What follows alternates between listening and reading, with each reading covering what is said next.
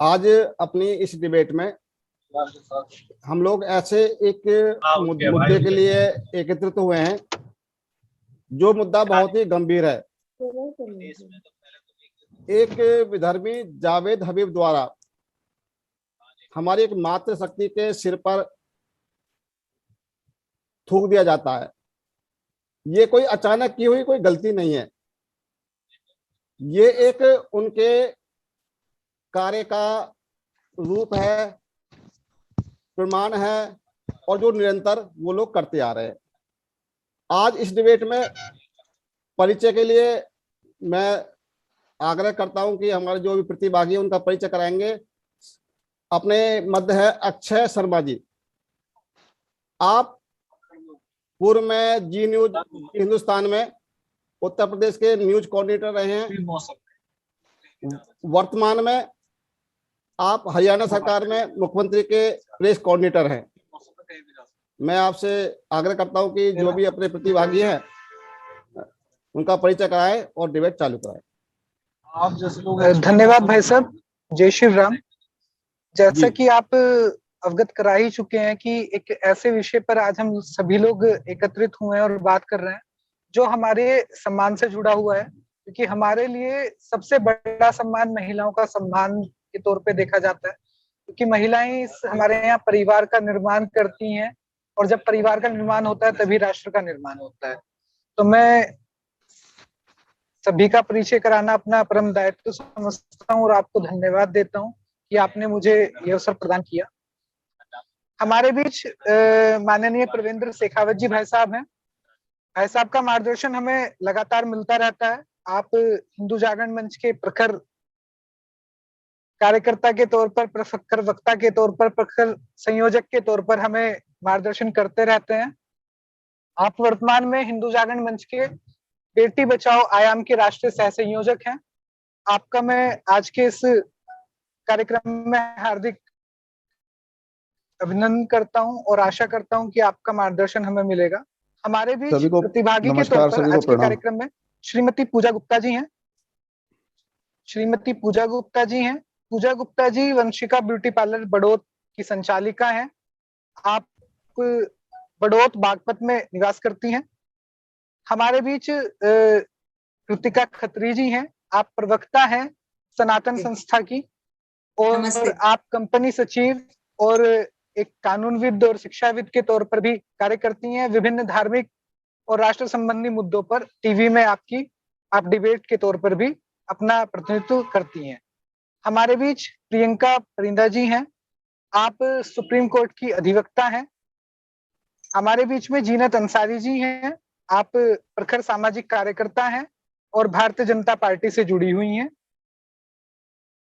हमारे बीच में पटना से ऋचा वर्मा जी हैं। आप एडिटर इन चीफ हैं न्यूज शो जनता की बात की, और आप प्रोफेसर भी हैं कंप्यूटर साइंस की, और बॉलीवुड में आपने फ्रैंकली बॉलीवुड नाम से एक किताब भी लिखी है। और सुशांत जी के केस में आपका जो योगदान रहा है वो इस देश के लिए बहुत सराहनीय है। आपने एक ऐसे विषय पर काम किया है जिस विषय से शुरुआत में सब लोग पीछे हट रहे थे। आप हमारे बीच में, आपका स्वागत है। हमारे बीच में रूपल नागड़ा जी हैं। आप फाउंडर डायरेक्टर हैं न्यूज शो की। आपने बिजनेस मैनेजमेंट की पढ़ाई की है, और आप भी सुशांत जी के केस में महत्वपूर्ण भूमिका में रही हैं, और आप अकेले सीबीआई और एनसीबी के ऑफिस में भी जाकर अधिकारियों से निष्पक्ष जांच के लिए आग्रह पत्र प्रस्तुत कर चुकी हैं। जी दीपा त्यागी जी हैं। आप मंसूरपुर से हैं, मुजफ्फरनगर उत्तर प्रदेश में से हैं, और ये जो घटना हुई है इसका केंद्र भी मंसूरपुर मुजफ्फरनगर ही रहा है, और आप लगातार इस आंदोलन से जुड़ी रही हैं और इस आंदोलन को प्रखरता से उठाने का आपने काम किया है। आशा करता हूं सभी का परिचय हो गया है। जी, तो सबसे पहले जी भाई साहब मैं कुछ बोलना चाहती हूँ कि अक्षय भाई साहब रूपल नागड़ा जी बॉलीवुड की अभिनेत्री भी हैं। जी, हम बहुत बहुत तहे दिल से उनका स्वागत करते हैं। और मैं बताऊं, इन्होंने बॉलीवुड के जितने भी लोग प्रोडक्ट का एडवर्टीजमेंट करते हैं ना, इन्होंने उसका बहिष्कार किया है, सबसे वीडियो बनवाया था और वो वीडियो बहुत वायरल हुआ है। इन्होंने सारे प्रोडक्ट रूपल जी का नाम मैंने फ्लश कर दीजिए। जी रूपल जी का नाम मैंने लगातार सुना भी है उस दौरान, और रूपल जी का बहुत महत्वपूर्ण योगदान रहा है स्वर्गीय सुशांत जी के केस में। और मैं आशा करता हूँ आप सभी मातृशक्तियों से, क्योंकि आप हैं तो हम हैं, इसीलिए आप सभी के इस विषय पर विषय को उठाने के लिए मैं चंद्रपाल जी भाई साहब का भी धन्यवाद करता हूँ कि आप सभी लोगों को इन्होंने जोड़ा, क्योंकि ये एक ऐसा विषय है जो खत्म होने वाला नहीं है। शुरुआत हमारी खाने की सामग्री से हुई और वो आज हमारे महिला के सम्मान तक पहुंच गई। तो जावेद हबीब कोई ऐसे व्यक्ति नहीं है कि जिसको इतनी आसानी से हम छोड़ सकते हैं या इस विषय को हम छोड़ सकते हैं, क्योंकि उनको दुनिया देखती है और दुनिया समझती है। हम लोग भी उनका सम्मान करते ही थे, हम सब लोग भी उनके पार्लर्स में जाते ही थे, पर आज हमें इन सब चीजों से बचने की जरूरत है। और इसके लिए अगर कोई आवाज उठा सकता है तो वो आप सब मातृशक्ति हैं। आपका मैं हार्दिक स्वागत करता हूं, और मैं माननीय चंद्रपाल जी भाई साहब से भी आग्रह करता हूं कि आपने जो ये बीड़ा उठाया है, इस बीड़े को आप अग्रणी भूमिका में रहकर आगे बढ़ाएं और हम सभी को इस डिबेट के लिए अग्रसित करें। माननीय चंद्रपाल जी भाई साहब। जी सर्वप्रथम तो मैं पूजा गुप्ता जी से आग्रह करूंगा कि हम सबके बीच में जो घटना है उसके बारे में आप बताएंगे, उसके बाद हम चर्चा को आगे शुरू करेंगे। जो घटना 3 जनवरी की थी ये मुजफ्फरनगर की, वो सभी के सामने है और उसमें कार्रवाई जो है बहुत ही धीमी चल रही है। इसके लिए मैं कल मुजफ्फरनगर मंसूरपुर थाने में भी गई और कल मैं डीएम साहब से भी मिली और एसओ साहब से भी मिली, और उन्होंने मुझे ये आश्वासन दिया है कि हमारी सभी टीम लगी हुई है। और इस घटना को आज पूरे 10 दिन हो चुके हैं और इस पे कोई भी सख्त कार्रवाई नहीं हो रही है, ना ही उसे गिरफ्तार किया गया अभी तक। और इसके अलावा जो है लगातार बीच में जो है मेरे पे प्रेशर भी डाला जा रहा है, इसके भी मैंने वहां पर थाने में तहरीर दी है और अभी तक कोई एक्शन नहीं लिया जा रहा है, सिर्फ आश्वासन ही दिया जा रहा है। वो तो अपने कमरे में बैठा है और हम लोग 7 दिन से 10 दिन से लगातार धक्के ही खा रहे हैं। और इस प्रक्रिया में मुझे तो लग नहीं रहा है कि अभी तक कोई भी प्रशासन जो है, जिन्हें जो ठोस कदम उठाने चाहिए थे वो उठा नहीं रहे हैं। जी, तो इस विषय पे एफआईआर भी दर्ज हो चुकी है। हमारे मध्य प्रियंका जी हैं, आप एडवोकेट है, सुप्रीम कोर्ट में है, तो एक बार मैं एफआईआर भी मैं एक बार भेजता हूं मैं आपको उसी ग्रुप में। एफआईआर तो सर उन्होंने जो है खाना पूर्ति के लिए किए है, उसमें जो उक्त धाराएं लगनी थी वो धाराएं भी नहीं लगाई हैं। उसी के लिए विषय में वहां पर मैं गई थी, क्योंकि उन्होंने जो मंसूरपुर थाने से जो आए थे उस दिन मेरे पास एफआईआर लिखवाने, उन्होंने जो मेरे साथ घटना हुई थी वही मैंने बोली है। जब डिबेट हो रही है न्यूज में, जो अलग से सरकारी वकील हैं और भी हैं, सबने यही कहा है कि धारा 354 भी लगती है और भी धारा 188 भी बताई हैं और 499 भी बताई है। इसके अलावा और भी बहुत सारी धाराएं बताई हैं, और उसके बाद भी सिर्फ खाना पूर्ति के लिए पुलिस प्रशासन ने सिर्फ 2 धारा लगाकर और अभी तक हाथ पर हाथ धर के बैठे हुए। इसके लिए मैंने कल वहां प्रदर्शन भी किया है, और अगर उन्होंने मेरे से अब सोमवार तक का समय मांगा है कि अगर सोमवार तक ये कार्रवाई नहीं होती है तो उसके बाद देखेंगे। इसके अलावा आप ये देखिए, उनके जो प्रश्न हैं पुलिस प्रशासन के, वे मेरे से ये पूछते हैं कि मैडम उसका एड्रेस दे दीजिए मुझे। आज उन्होंने मेरे से उसका एड्रेस भी मांगा है। अगर कोई आपके घर में चोरी कर रहा है तो उस चोर का एड्रेस भी हमें देना पड़ेगा। तो इसी से पता चल जाता है कि पुलिस प्रशासन कितनी जोरों शोरों से इस पे कार्रवाई कर रही है। जैसे एफआईआर में मैं बता देता हूँ, व्यक्ति ने पूजा जी को मंच पर उस पर बुलाया और उनका सिर झटका, और झटने के बाद फिर उसने थूका और ये भी कहा कि अगर पानी ना हो तो हम थूक से काम चला सकते हैं, मेरे थूक में जान है। तो ये कितना गंभीर मामला है। हम प्रियंका जी से इतने हम बात करते हैं। आप सभी का नमस्कार। ये एफआईआर तो मैंने पहले देखा नहीं था, ये पहली बार ही जब शेयर होगा। इसके तथ्य को मैं तभी जान पाऊंगी जब मैं देख पाऊंगी कि क्या क्या सेक्शंस इसमें लगे हैं।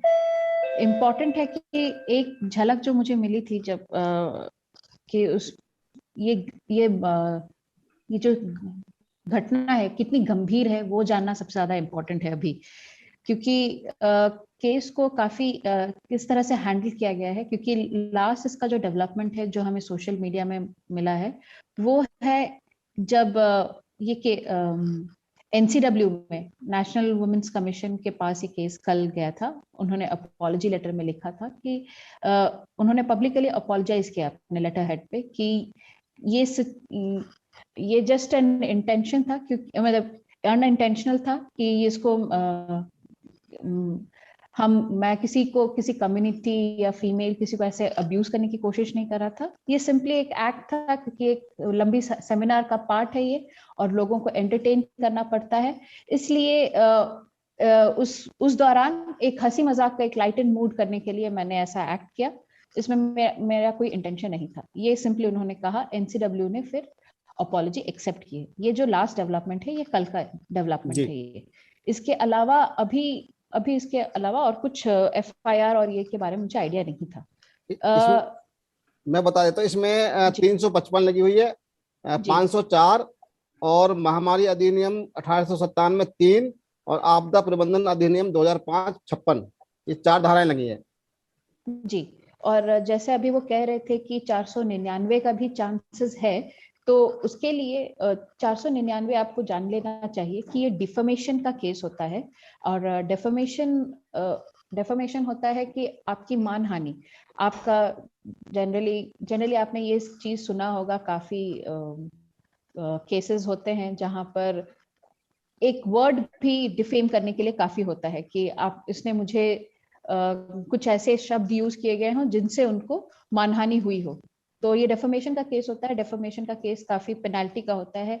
लास्ट मुझे याद है जो हमारे टीवी प्रवक्ता को लगाया गया था, उनपे करोड़ों का भी लग जाता है चार्जेस, तो वो उतना गंभीर होता है हम इसे। और रही बात जो सेक्शंस की वो कह रहे हैं, कुछ सेक्शंस मैंने ऐसे भी पढ़े थे क्योंकि ये कोरोना काल में हुआ है, तो डिजास्टर मैनेजमेंट एक्ट में एक स्पेसिफिक इंक्लूजन हुआ था कि ये जो स्पिटिंग मतलब जो थूकना, ये एक बहुत ही गंभीर था क्योंकि ये इन्फेक्शियस डिजीज के टाइम इंटरवल में हो रहा है। तो उसके लिए यहाँ सेक्शंस डिस्कस करना ज्यादा इंपॉर्टेंट नहीं है, जानना ज्यादा इंपॉर्टेंट है कि कितना गंभीर सिचुएशन है। तो उसमें उन्होंने कहा था कि अगर पब्लिक स्पिटिंग हो रही है तो उस सिचुएशन में 3 साल मिनिमम 2 साल और 2 साल प्लस फाइन लग सकता है। और साथ में ये तो हुआ कोरोना इंटरवल में। उसके अलावा क्योंकि एक फीमेल मॉडेस्टी के ऊपर ऐसा किया जा रहा है, मतलब थूकना किसी फीमेल के ऊपर एक उसके सम्मान को हानि पहुंचाने के जैसा है, और उस सिचुएशन में एक सिंपल इम्प्रिजनमेंट भी हो सकता है, और वो इम्प्रिजनमेंट 3 साल प्लस फाइन उसके ऊपर इम्पोज किया जा सकता है। तो आप इन कुछ धाराओं से आप समझ सकते हैं कि ये सिचुएशन कितनी गंभीर है। हाँ, क्योंकि उन्होंने अभी एनसीडब्ल्यू जब ने एक्शन लिया, उनके प्रेसिडेंट ने जब उनको बुलाया और उन्होंने वहां पर स्पेशल अपॉलॉजी ली है, तो वहां पर उन्होंने एक्सेप्ट किया है कि अगर मेरा कोई एक्शन है ऐसा तो ये लाइट मूड में किया था और किसी को मानहानि के लिए नहीं। तो वहां पर एनसीडब्ल्यू ने वहां पर अभी साइलेंट किया हुआ है। उसके आगे वो क्या करते हैं वो देखा जा मैं यहाँ कहना चाहूंगी हाँ जी। अभी जैसे प्रियंका जी ने बताया और हम सबने वो सोशल मीडिया पर वीडियो देखा भी है, जिसमें जावेद अभी बड़ी कैजुअली बोल रहे हैं कि अरे अगर तुम्हें बुरा लगा तो माफ कर दो ना, क्या फर्क पड़ता है, इस टोन में वो बोल रहे हैं। तो वो सिर्फ एक माफी खाना पूर्ति के लिए मांग रहे हैं, पहली बात तो। और दूसरी बात मैं उसमें ये कहना चाहूंगी कि अगर आपका लंबा सेमिनार है और अगर आपको लोगों को एंटरटेन करना है तो थूक कर कौन सा एंटरटेनमेंट होता है, ये सबसे बड़ा प्रश्न है। कि अगर किसी महिला के ऊपर, हिंदू महिला के ऊपर आपको थूकना पड़ता है दूसरों को एंटरटेन करने के लिए, तो आप किस लेवल के हैं, ये विचार करने की आवश्यकता है, एक बात। और दूसरी बात, जैसे प्रियंका जी ने भी हमें अवगत करवाया कि अभी हम एक पैंडेमिक टाइम में जी रहे हैं जिसमें डिजास्टर मैनेजमेंट एक्ट जो है हमारे सभी जगह पर लागू है और जिसके अंतर्गत कई स्थानों पर 144 भी लगाया है। मैं दिल्ली से जुड़ी हूँ अभी, यहाँ पर नाइट कर्फ्यू है, वीकेंड कर्फ्यू है। पूरे भारत में अलग अलग जगह पर अलग अलग प्रावधान किए गए हैं ताकि हम कोविड के स्प्रेड को रोक सकें। तो एक तरफ प्रशासन, हमारी सरकार इतना प्रयास कर रही है, पुलिस बल को तैनात कर रही है, इतने कुछ प्रयास कर रही है, फाइन्स लगा रही है लोगों के ऊपर ताकि कोविड स्प्रेड ना हो। और दूसरी तरफ अगर जावेद हबीब अपने आप को एक जिम्मेदार नागरिक इस देश का समझते हैं तो वो थूक कर कौन सा एंटरटेनमेंट करना चाहते हैं, ये मेरा उनसे प्रश्न है। तीसरी बात मैं यहाँ पर कहना चाहूंगी कि ये थूक जो है ये एक जिहाद का पार्ट बन चुका है, जिसमें अभी कुछ दिन पहले ही मैंने 41 इंसिडेंट्स देखे जिसको कि सोशल मीडिया पर वायरल किया गया है, जिसमें लोगों के ऊपर थूक करके उनको नीचा दिखाने का प्रयास एक समुदाय के द्वारा, विशेष समुदाय जो अपने आप को सो कॉल्ड माइनॉरिटी कहता है इस देश में, उसके द्वारा ये किया जा रहा है, जो कि बहुत ही बद से बदतर है, इतना घटिया है ये। और वो भी इस टाइम पर जहाँ पे ब्रेड पे थूक रहे हैं, गाजियाबाद में लोग पकड़े गए जो कि नान बनाते हुए थूक रहे हैं, फलों पर थूक रहे हैं, सब्जियों पर थूक रहे हैं, और अब तो फेशियल करते हुए जब आंख बंद होती है हिंदुओं की, तब ये लोग हिंदुओं के चेहरे पर थूक रहे हैं। इस लेवल पर गिर चुके हैं। तो हम सबको इसको सिर्फ एक इंसिडेंट की तरह नहीं देखना चाहिए, अपितु पूजा गुप्ता जी के मैं बिल्कुल साथ हूं, क्योंकि उन्होंने इसके विरुद्ध में FIR की, वो उसके ऊपर जाकर के फॉलो अप कर रही है, वो जाकर के वहां पर प्रशासन को मिल रही है, पुलिस को मिल रही है कि आप इसके ऊपर आगे कार्रवाई करें। तो हम सब महिलाएं आज आपके साथ हैं पूजा जी, और आप जरूर इसमें आगे बढ़ें, हम सब आपके साथ हैं, क्योंकि इस तरह से एक महिला के ऊपर एक प्रकार से अत्याचार जो है वो पब्लिकली या प्राइवेटली कोई भी मुस्लिम आकर के इस देश में नहीं कर सकता। क्योंकि एक हिंदू महिला की ये जो मांग होती है, ये एक सिंपल जगह नहीं है, ये वो स्थान है उस सुहागन का जहां पर कि वो सिंदूर भरती है, ये हमारा सहस्त्रार चक्र है जहां पर शक्ति जो है वो समाहित होती है। तो वहां पर अगर आकर के कोई थूक रहा है तो उसको हम ये अलाउ नहीं करने दे सकते। आज जावेद हबीब ने एक को किसी को स्टेज पर बुलाकर पूजा जी को उन्होंने थूका, कल जाकर वो जिसका भी हेयर कट करेगा उसके ऊपर थूकेगा या फेशियल करते हुए थूकेगा, तो हम उसको अलाउ थोड़े ना करने दे सकते हैं। दिस इज जस्ट अनजस्ट, ये बहुत ही घटिया टाइप का कृत्य है, ये बहुत ही बेहुदगी है, और ये एक सोची समझी साजिश की तरह किया जा रहा है, ऐसा मेरा मानना है इसमें चंद्रपाल जी। इसे हमें बिल्कुल हल्के में नहीं लेना। मैं कुछ कहना चाहती हूँ। जी हाँ जी। जो मैडम अभी बता रही थी इनकी बात बिल्कुल सत्य है, और जो अभी दूसरी मैम बता रही थी वो सेक्शन के बारे में और वो राष्ट्रीय महिला आयोग के बारे में, जहां उन्होंने कल माफीनामा लिखित रूप में दिया है, उसमें लिखित रूप नामे का एक ऐसी कम्युनिटी बना दी जानी चाहिए सबको कि कोई भी अपराध करे, कोई भी क्राइम करे, और वो जाके उन्हें प्रेसिडेंट को एक माफीनामा दे दे और फिर वहीं से शॉर्ट आउट हो जाएगा। अगर इसी तरह से सब शॉर्ट आउट होने लग गया तो फिर किसी को आवाज उठाने की जरूरत ही नहीं है। क्रिमिनल क्या होगा, जो भी कोई मतलब क्रिमिनल हो या कोई भी क्राइम करेगा वहां माफीनामा देगा और बात खत्म हो जाएगी। तो फिर उसके बाद ये क्राइम, ये जो बैठे हैं कानून के लोग, ये किस लिए बैठे हुए, कोई आवाज उठाएगा ही नहीं। तो वो तो अपने एटीट्यूड में है ना कि मैं माफीनामे, वो न्यूज पे माफी मांग रहा है, वो माफीनामे भी लिख के दे रहा है। अगर ये एक एक्ट भी था, वो बार बार अपने बयान में एक ही चीज बोल रहा है बार बार कि ये सिर्फ एक्ट था। अगर ये एक्ट था, जब मैं स्टेज पर उठकर नीचे की तरफ को गई, रोते हुए गई, अगर उसके इतना पढ़ा लिखा आदमी के मन में इतना सा भी एक वर्ड नहीं आया कि उसी समय मुझे ये कह देता कि नहीं आप कहाँ जा रहे हो, sorry for that, it just what act, ये एक एक्ट था, तब तो ये मामला वहीं पे भी छोटा हो जाता कि हाँ मैडम मैं तो मजाक कर रहा था, मैं तो मजाक कर रहा था। उन्होंने तो अपने एटीट्यूड में और इस चीज में, इस बात का उन्हें बहुत ज्यादा प्राउड फील हो रहा है कि हाँ मैंने ऐसी हरकत की है। उसके बाद सबके सामने मेरा मजाक भी उड़ा रहे हैं ये कह के कि देखो मेरे थूक में कितनी जान है और इतनी सी थूक की मात्रा से देखो मैंने क्या कर दिया। फिर वहां बैठे सभी लोग क्लैपिंग बजा रहे हैं, और वो क्लैपिंग बजाने वाले उन्हीं के वहां पे आयोजक थे। वो सब सबसे पहले उन्होंने क्लैपिंग बजाई है, और जब वहां पे बहस हो रही है उसके बाद मुझे क्या कहा जा रहा है कि तू एक पार्लर चलाती है और मैं 900 चलाता हूँ। तो ये मानहानि का ही तो है कि मतलब उन्होंने मुझे क्या दिखाया है कि तू यहाँ से चली जा, तू तो एक ही चलाती है और मैं 900 चलाता हूँ और तू बैठ जा। और मेरे साथ इतनी सारी लड़कियां थी जो मेरे स्टूडेंट थे, उन्हें भी वापस लेके आना बहुत जरूरी था। हम लोग बहुत आए, उसके रात को ही 3 बजे मैंने योगी आदित्यनाथ जी के ट्वीट पे इसकी शिकायत करी, न्यूज चैनल वालों के साथ मैंने शेयर की, फिर ये वीडियो वायरल हुई, तब जाके कहीं हुआ है। उसके बाद भी आज इस घटना को पूरे 10 दिन हो गए, प्रशासन ऐसे बैठा है, जगह जगह से उसके जावेद हबीब के मुर्दाबाद के नारे आ रहे हैं। सभी महिला आयोग मंडल मेरे साथ खड़ा है, हिंदू संगठन मेरे साथ खड़े हैं, सभी महिलाएं मेरे साथ खड़ी हैं, सबका मुझे सहयोग मिल रहा है, लेकिन प्रशासन की तो कान पे जू भी नहीं रेंग रही। और वो तो अपने बंद कमरे में बैठ के बस माफीनामे लिख के दिया जा रहा है और एटीट्यूड में बातें कर रहा है। और राष्ट्रीय महिला आयोग में जब उसने माफीनामा दिया है, उसके बाद के माफीनामे में ये कहा है उसने कि मैंने लिखित रूप में माफीनामा दे दिया है और इसके आगे अगर कोई भी कार्रवाई होगा तो उसके लिए मैं पेश करने के लिए बैठा हूँ। बिल्कुल। हम इसी जैसे हम आते हैं, हमारे साथ डॉक्टर जीनत अंसारी जी हैं, नोएडा से हैं आप समाज सेविका हैं और भारतीय जनता पार्टी से भी जुड़ी हुई हैं। तो इस मामले में जो ये थूक वाला प्रकरण है, आप कैसा लेती हैं इसको?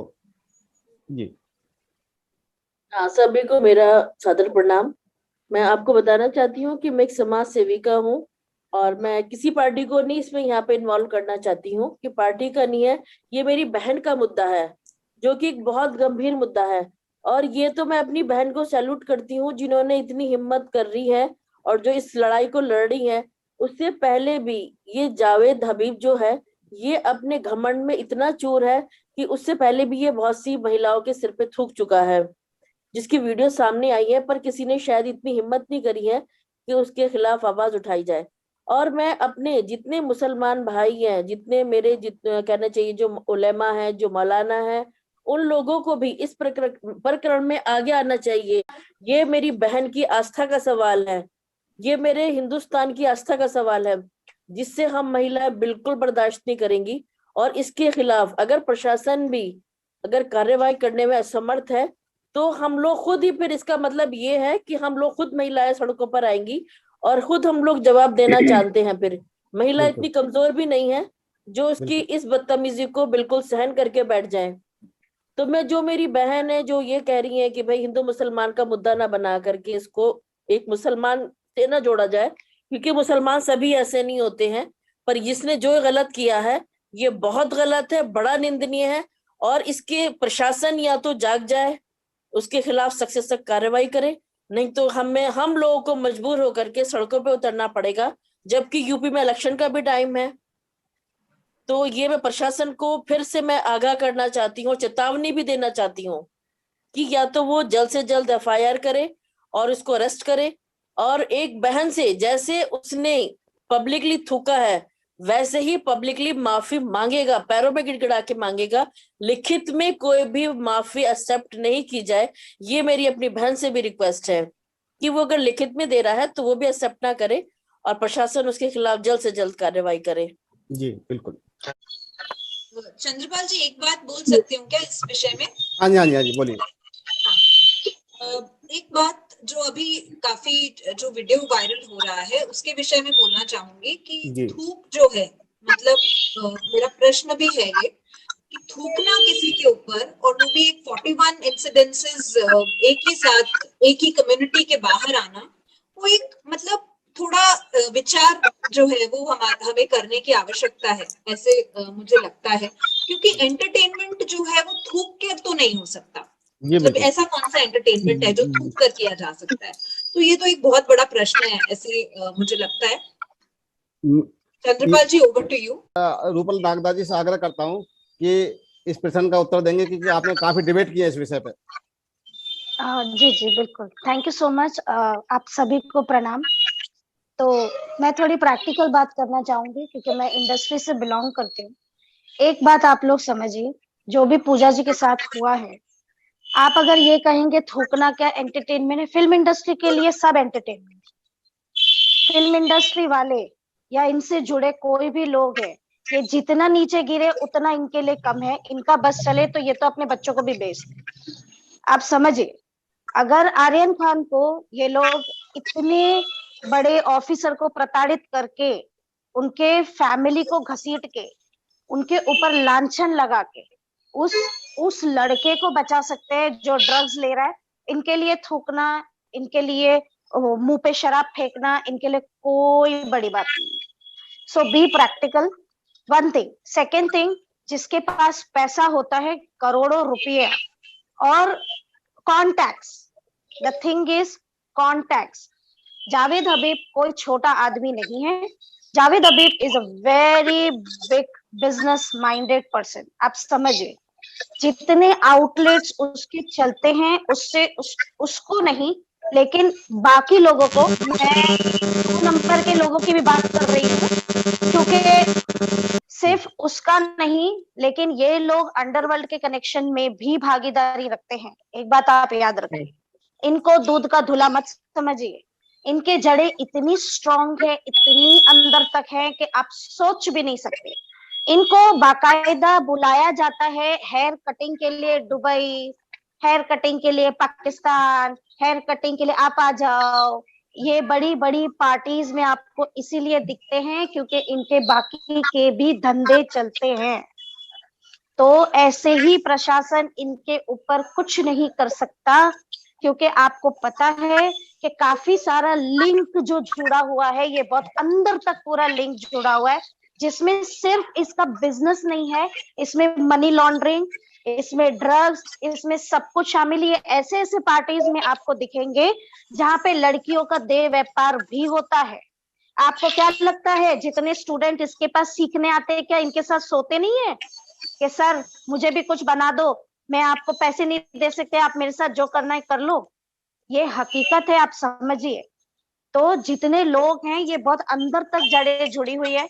एक ही चीज आप इनके साथ कर सकते हैं, एज पर जो वकील साहिबा ने कहा, कोरोना का केस आप इनके ऊपर डाल सकते हैं क्योंकि वो वैलिड पॉइंट है। उसके ऊपर प्रशासन को इनके ऊपर चार्जेस लगाने ही पड़ेंगे। लेकिन अगर आप ये बात करेंगी कि महिला के ऊपर थूक दिया, ये क्या एंटरटेनमेंट है?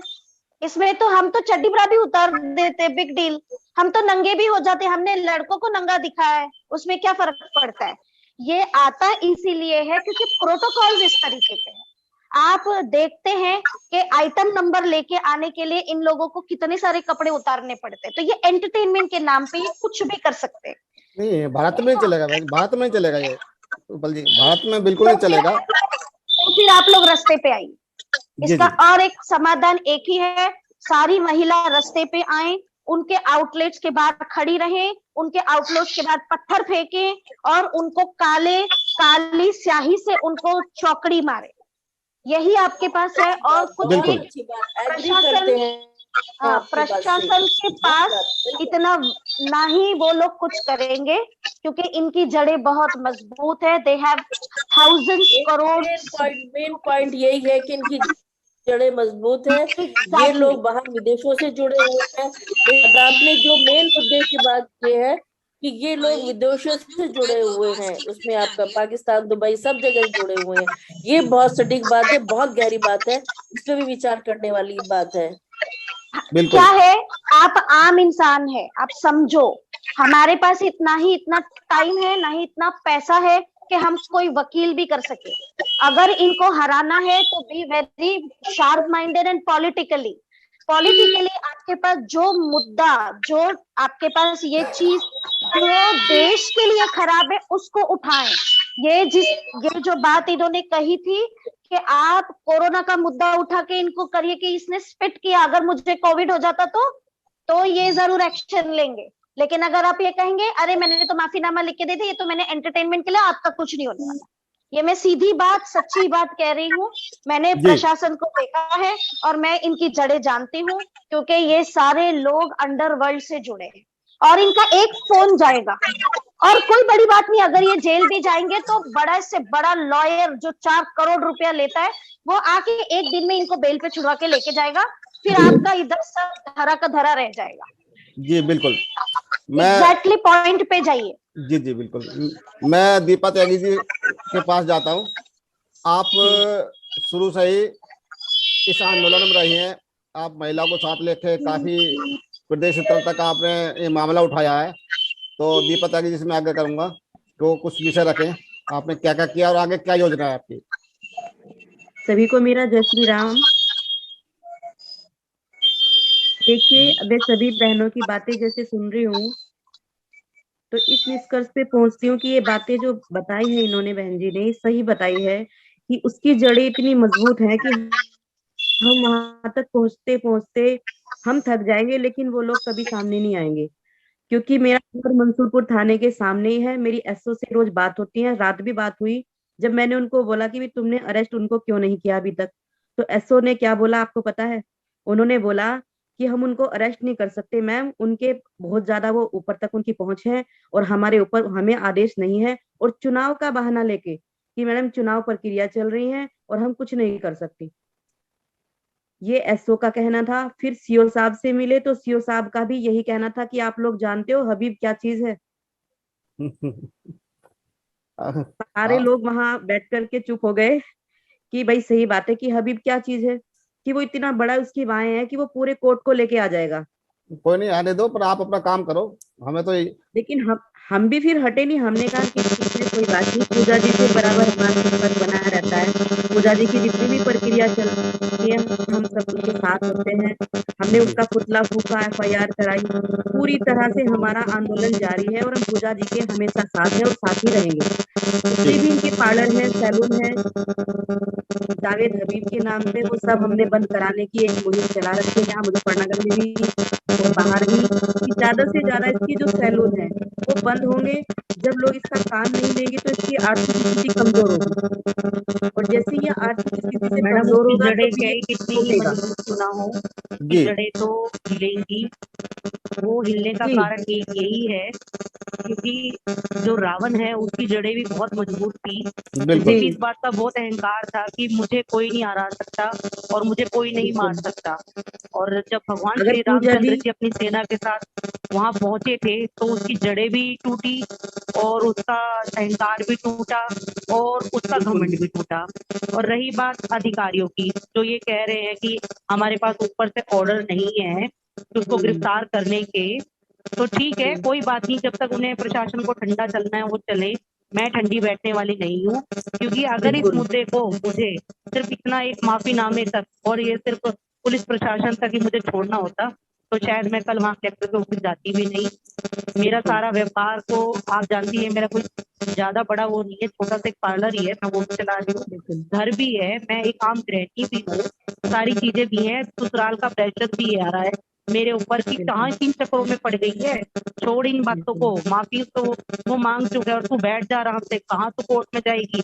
लेकिन वो उस बंदे को ये खबर नहीं होगी जिस दिन उसे ये पता चल जाएगा ना, क्योंकि उनके मैनेजर के कॉल भी मेरे पास लगातार आ रहे हैं और इतना तो उसको आइडिया हो गया है कि ये चुप होके बैठेगी। क्या आपको लगता है कि मेरे पास उनके कॉल नहीं आए? उनके कॉल भी आ चुके हैं और ये मैंने कल उनको बता भी दिया है।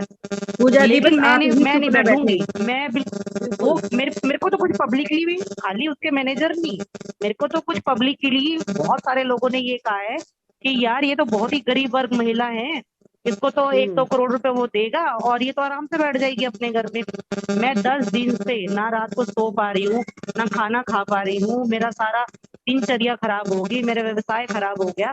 अगर मुझे सिर्फ 1-2 करोड़ रुपए उसे लेके बैठना ही था तो ये मैं उसी दिन जिस दिन उसका मैनेजर का फोन आया था मैं जब भी कह रही थी कि 2 करोड़ भिजवा मेरे घर और आ जा, मुझे अगर आप 1-2 करोड़ रुपया लेकर बैठ गई, मुझे तो उसे सजा ही दिलवानी है। बिल्कुल, बहुत बढ़िया। मेरा सजा दिलाने का है और दूसरा मोटिव ये है कि अगर मेरी आवाज दबी तो मैं अपनी जो ये योगी आदित्यनाथ जी की सरकार है, मैं अपील करूंगी उनके सामने कि आइंदा से ये ना कहें कि आवाज उठाओ, हम तुम्हारे साथ खड़े हैं। मैं सारी महिलाएं जो मेरे समर्थन में खड़ी है ना, मैं कह दूंगी जो भी तुम पे अत्याचार हो रहे हैं ना, बस चुपचाप सहन कर लो और अपने घर में बैठ जाओ, क्योंकि उनकी तो जड़ें बहुत मजबूत हैं, हम उन्हें कुछ नहीं कर सकते।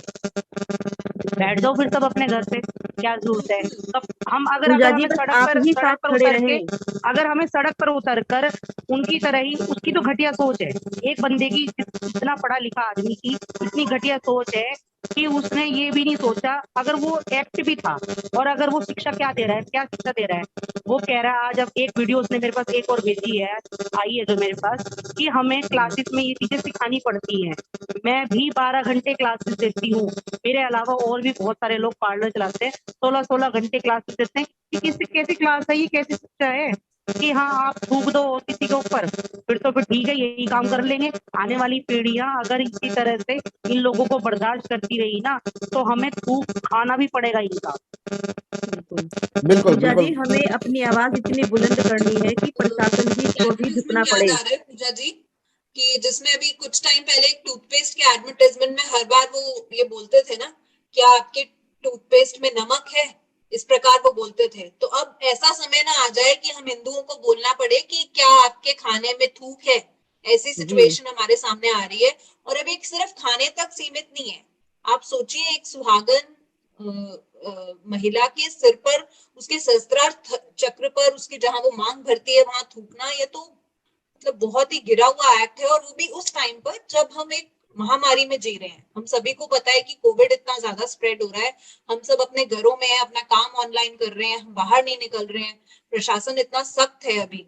तो मुझे लगता है कि इसको कड़ी से कड़ी सजा मिलनी चाहिए, और जब तक सजा नहीं मिलती तब तक हम सभी महिलाओं को चुप बैठना नहीं चाहिए, ऐसा मुझे बिल्कुल बिल्कुल। मैं अब आता हूँ अपने ऋचा वर्मा जी के पास।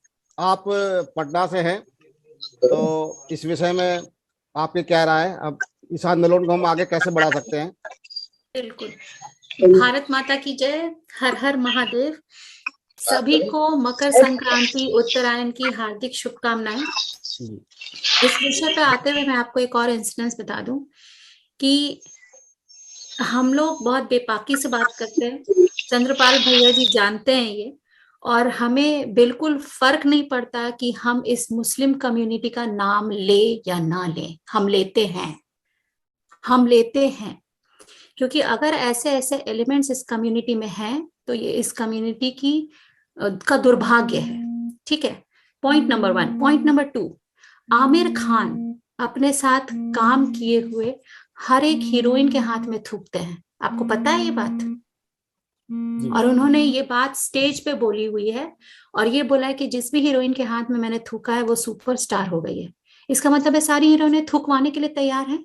उनमें से कौन सी हीरोइन थूकवाने के लिए तैयार नहीं थी? If you remember, Gracy Singh, Lagaan movie की हीरोइन, तो वो सुपरस्टार नहीं बन पाई, वो गायब हो गई इंडस्ट्री से, किसी को पता भी नहीं है कि वो कहाँ है। ठीक है, उसके बाद ये थूक जिहाद चलाते हैं। इनके मौलाना ने खुद ही बोला है कि हमारे यहाँ थूकना तो एकदम अल्लाह का वो बना जाता है, पर प्रसाद बना जाता है, और न्यूज चैनल पे है ये। मैं इसकी कटिंग भी चंद्रपाल भैया को भेज दूंगी। तो हम किससे एक्सपेक्टेशन करें? और मैं तो पूजा जी आपसे यही रिक्वेस्ट करूंगी कि हमारे साथ जुड़े रहिए, आपको शांत नहीं बैठना है। हम कॉमन लोगों ने मिलकर सीबीआई इंक्वायरी सुशांत सिंह राजपूत के केस में बिठाई। आप लोग सोच के दंग रह जाएंगे कि बॉयकॉट बॉलीवुड प्रोडक्ट्स जब से हमने शुरू किया, लोग डर गए। लैक्मे वाले का फोन आया था रूपल नागड़ा जी के पास कि आप क्यों कर रही हैं ये काम। छोटी छोटी चीजों को लेके हम लोग वहीं लिखना शुरू कर देते हैं, बॉयकॉट बॉयकॉट हटाओ, ईमेल करते हैं, फोन करते हैं उनके कस्टमर केयर पे, गालियां देते हैं उनको कि उस औरत या उस मर्द से ज्यादा जिसको तुम लोग एंडोर्स करके करोड़ों रुपए दे रहे हो, उससे ज्यादा तो उस प्रोडक्ट के बारे में तुम जानते हो। एक बार एक और मुहिम हमने चलाई थी फेयर एंड लवली के खिलाफ, तो अब वो फेयर एंड लवली की जगह फेयर एंड ग्लो हो गया है। ग्लो कुछ ऐसा हो गया है, उसका नाम बदल गया है। Fair glow. ये जागरूकता हमारे अंदर होनी चाहिए। और जावेद हबीब के जितने भी हैं, ये लंदन से पढ़ के आए हैं, आपको पता है, लंदन से पढ़ के आए। ये लोग हिंदुस्तान में शिक्षा नहीं लेते भाई, ये लोग बाहर पढ़ के आते हैं। सारे आतंकवादी लंदन ही पढ़ के आते हैं। इनके पिताजी जेएनयू में पढ़ते थे। जेएनयू में कैसे नारे लगते हैं? भारत तेरे टुकड़े होंगे, इंशाअल्लाह इंशाअल्लाह, यही ना? कैसे नारे लगते हैं जेएनयू में? विवेकानंद की मूर्तियां तोड़ दी जाती हैं। तो ये लोग कभी नहीं सुधरेंगे। अगर हम ये सोचें कि ये सुधर जाएंगे, तो ये नहीं सुधरेंगे। इनको सुधारने का एक ही तरीका है। यहाँ पटना में जब सुशांत सिंह राजपूत का मर्डर हुआ, तो यहाँ पटना में जितना भी बीइंग ह्यूमन का स्टोर है, सब तोड़ दिया गया, सब तोड़ दिया गया। लेकिन आजकल के जो युवा हैं, जो मेरे बाद के जनरेशन है, अरे छोड़ो ना, क्या फर्क पड़ता है, जाएंगी नहीं लड़कियां। कौन पूछेगा पूजा जी के पार्लर को जावेद हबीब या फिर स्क्वाज ऑफ और लैक्मे के सामने? हम पूर्ण रूप से बहिष्कार नहीं कर सकते। मोदी जी हमेशा कहते हैं अगर यहाँ पे ये बात चलती कि पॉलिटिकल पार्टी को नहीं लाना है, तो आपको पता है रूपल जी ने पूजा जी का मुद्दा, वो फिल्म फ्रेटर्निटी की सेक्रेटरी है मुंबई की बीजेपी की तरफ से, उन्होंने अपने ग्रुप में ये डाला है, उनकी मीटिंग चल रही है पूजा जी को लेके, और उनके साथ कोई फिल्म इंडस्ट्री वाला खड़ा नहीं है, हम जैसे आम लोग ही खड़े हैं। और मुझे पूरा विश्वास है कि ये सिर्फ और सिर्फ योगी आदित्यनाथ ही है कि बार बार अगर हम उनको ट्वीट करें, पत्र लिखें, तो वही आदमी काम करेगा। ठीक है, ये आवाज उठाने का साहस भी हमें किस सरकार में आया? क्या मैं नहीं थी जब कांग्रेस की सरकार थी? हम सब नहीं थे जब कांग्रेस की सरकार थी? ये अलग हमारे अंदर किसने जगाया कि हम भारतीय हैं, गर्व करो हमारे भारतीय होने पर? ये यही मोदी है, ये यही योगी है, और ये अमित शाह है। मैं आपको बताती हूँ एक और बात। कृष्ण ने एक बात बोली थी, बहुत सब लोग करप्ट हैं। महाभारत का जब युद्ध समाप्त हो गया तो बोला था सब करप्ट हैं, पांडव भी गए गुजरे, कौरव भी गए गुजरे, लेकिन आप जनता हो, आप बताओ आप किसको चुनोगे? इनमें से आप किसको चुनोगे अपना नेता? जो इतने करप्शन में थोड़ा कम करप्ट होगा, उसी को चुनोगे ना, क्योंकि आपके पास तो है नहीं वो प्रशासन की ताकत। तो हमारे पास जो अभी ताकत है, हम उसका उपयोग करें, रोज ट्वीट करें, चिट्ठी लिखे चिट्ठी, ईमेल तो ईमेल, हाथ से लिखी हुई चिट्ठियां पोस्ट से भेजें, इंडियन पोस्ट से भेजें, आपके पास पावती रहेगी कि हमने इतनी चिट्ठियां लिखी हैं। इसका और कोई तोड़ नहीं है, इनका पूर्ण रूप से इनके दुकानों को तोड़फोड़ कीजिए। ये हमारे ऊपर पत्थरबाजी करते थे ना, ये लाल चौक पे पत्थरबाजी करके पूरे हिंदुओं को जम्मू कश्मीर से भगाए, अब वही लाल चौक इसकी हर एक सलून के सामने करना होगा। लाल चौक का नाम लाल चौक इसलिए पड़ा क्योंकि वहां पे हिंदू को मार के टांग दिया जाता था, खून से हमेशा वो चौक लथपथ रहती थी। तो जब हमारे देश का प्रधानमंत्री इतना डेयरिंग कर सकता है कि वहां जाके तिरंगा फहरा दे, तो हम इसकी दुकानें नहीं तोड़वा सकते? हम पूजा जी जैसे लोगों के पार्लर में नहीं जा सकते क्या? हम लोकल को वोकल नहीं कर सकते क्या? हम इन लोगों को ब्रांड नहीं बना सकते कि हम जावेद हबीब के पीछे पड़ेंगे कि नहीं तुम मेरा बाल काट दो? इनकी हिस्ट्री पढ़ेगा तो आपका दिमाग खराब हो जाएगा। इनके सर्टिफिकेशन कोर्सेज है, सस्ते ब्यूटी टिप्स के लिए ये कोर्स है, महंगे ब्यूटी टिप्स के लिए ये कोर्स है, 100% प्लेसमेंट गारंटी। वो प्लेसमेंट कहाँ कहाँ होते हैं? वो प्लेसमेंट ऐसे ही घूम फिर के कैटरीना कैफ के रूप में, जैकलिन फर्नांडिस के रूप में आते रहते हैं देश में। ये लोग आउटसाइडर नहीं है, आउटसाइडर हो जाता है सुशांत सिंह राजपूत जैसा आदमी। क्यों? क्योंकि वो नॉर्थ इंडिया का था ना भाई, यूपी बिहार का था, भैया जी था, हिंदू था, आगे बढ़ रहा था, शाहरुख खान से आगे हो गया था। कैसे हजम होता उनको? सलमान खान से उसने बहस कर ली थी, उफ कैसे भाईजान को ये चीज हजम हो जाती। तो ये जो भाईजान है ना, इन लोगों में जान बहुत ज्यादा आ गई है, इनकी जान को अब सीधा करना ज्यादा जरूरी है। और I am sorry, no more secularism. ठीक है, ये एक विशेष कम्युनिटी, ये मुस्लिम कम्युनिटी ही है जो ये काम करती है। मैं नहीं बोलूंगी माइनॉरिटी, मैं नहीं बोलूंगी इनको माइनॉरिटी, ये माइनॉरिटी नहीं है। यही माइनॉरिटी करते करते अब हमारी संख्या कम और इनकी संख्या ज्यादा हो रही है।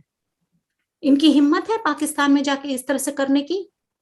कर लेते, किसी पाकिस्तानी के सर पे थूक लेते? ये नहीं, ये सारा षड्यंत्र, ये षड्यंत्र भी नहीं, ये षड्यंत्र है, ये हमारे खिलाफ रचा जाता है। और हम तो पार्टी में शान से खाते हैं, चटकारे ले लेके खाते हैं। ये लोग हमारे देश का आधार कार्ड, राशन कार्ड सब बनवा के रखते हैं। इसीलिए हड़बड़ी हुई जब सीएए एनआरसी की बात आई। अभी तो वो आया भी नहीं है, तभी से कीड़े मकोड़े बाहर आ गए। सब पता चल गया कि कितने देशद्रोही देश में बैठे हुए हैं। जी। और ये हमारी गलती है चंद्रपाल भैया कि हमने ऐसे लोगों को आगे बढ़ाया, पर अब हमारी आंखें खुली हैं, अब हम इनका संपूर्ण बहिष्कार करेंगे। ये गांधी जाते जाते ना हमें ये मंत्र अच्छा देके गया, सारा आदमी बुरा नहीं होता, सब में बुराई और अच्छाई होती है, पर उसकी ये अच्छाई मुझे अच्छी लगी, बॉयकॉट। बिल्कुल बिल्कुल, थैंक यू। हाँ, अब हम आते हैं, हमारे साथ हैं रश्मि वार्ष्णेय जी, आप बैजोई से हैं। आप काफी देर से सुन रही है, मैं आपके विचार जानूंगा। और अपना जो वार्ष्णेय समाज है, क्योंकि पूजा गुप्ता जी अपने वैश्य समाज से है, तो वैश्य समाज में क्या इसके ऊपर चिंगारी है, वो क्या कर रहा है? जय श्री राम, सभी को मेरा नमस्कार। और मैं पूजा गुप्ता जी के साथ हूँ, और वैश्य समाज इसके लिए बहुत गुस्सा है सबके मन में, हर महिला के मन में इनके लिए गुस्सा है। और वह सेकुलर के नाम पर कुछ भी करते हैं, और अपना जिहाद इतना बढ़ा रखा है उन्होंने, चाहे कम पढ़े लिखे लोग हैं चाहे ज्यादा पढ़े लिखे लोग हैं, वो एक ही थीम को लेकर चल रहे हैं। उन्हें तो अपने जिहाद चलाना है, चाहे वो फल वाला है, सब्जी वाला है, चाहे नान वाला है। और ये जावेद हबीब जी इतने पढ़े लिखे होने के बावजूद भी ये कह रहे हैं एंटरटेनमेंट कर रहे हैं। अरे पूजा गुप्ता जी, क्या आपके लिए एंटरटेनमेंट है? एक महिला है जिनके साथ हमारी महिला समाज पूरा होता है, एक हम महिलाओं की सशक्ति होती है, हम उनके साथ हैं पूरी तरीके से। और जो हम उनका हमें जावेद हबीब जी का पूर्ण बहिष्कार करना चाहिए, और उनकी सारी जितनी भी शॉप्स हैं उन पे उनको बॉयकॉट करना चाहिए, और उनको तोड़ फोड़ करें पूरी अच्छे से तभी। और योगी मोदी, उनकी मुझे अभी तो हमारी बहन कह रही थी कि हमें योगी मोदी जी को लेटर लिखना चाहिए, वो बिल्कुल सही कह रही थी कि हमें एक लेटर, हर एक को लेटर पर ही हमें उनको देना चाहिए, तभी उनको हम कुछ कर सकते हैं। और मैं तो पूरी तरीके से पूजा गुप्ता जी के साथ हूँ, और जब जब हमारे जरूरत पड़ेगी वास्तव समाज की, तो हम उनके साथ हमेशा खड़े रहेंगे।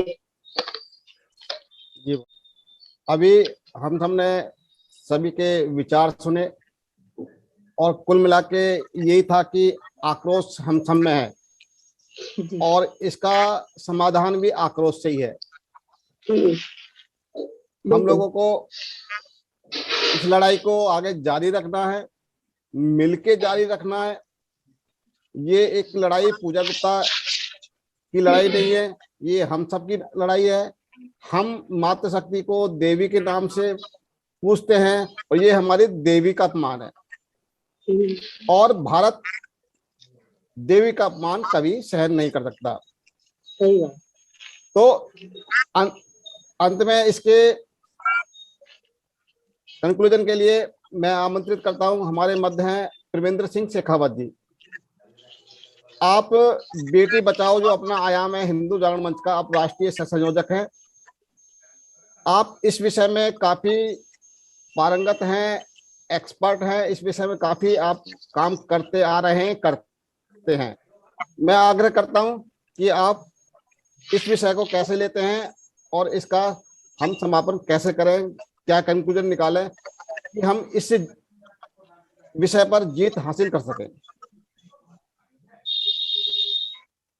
ये महिला शक्ति का एक आंदोलन है, और वास्तव में अगर हम जो हमारे देश का पूरा इतिहास पूरा रिसर्च करेंगे, तो उसके अंदर जो महाभारत का युद्ध हुआ, या भगवान राम थे, उन्होंने जो सीता माता का हरण हुआ, उसके बाद वो उनको वापस लेकर के आए लंका से, जो असंभव था वो संभव किया।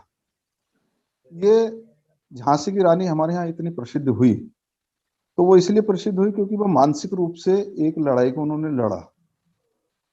उस समय बहुत सारों की जागीर जा रही थी, बहुत सारों की अपनी व्यवस्था अंग्रेज अपने हिसाब से बदल रहे थे, लेकिन एक लड़ाई को लड़ा।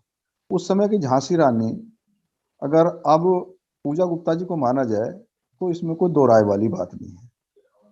पूजा गुप्ता जी ने जो कहा कि मैं मानसिक रूप से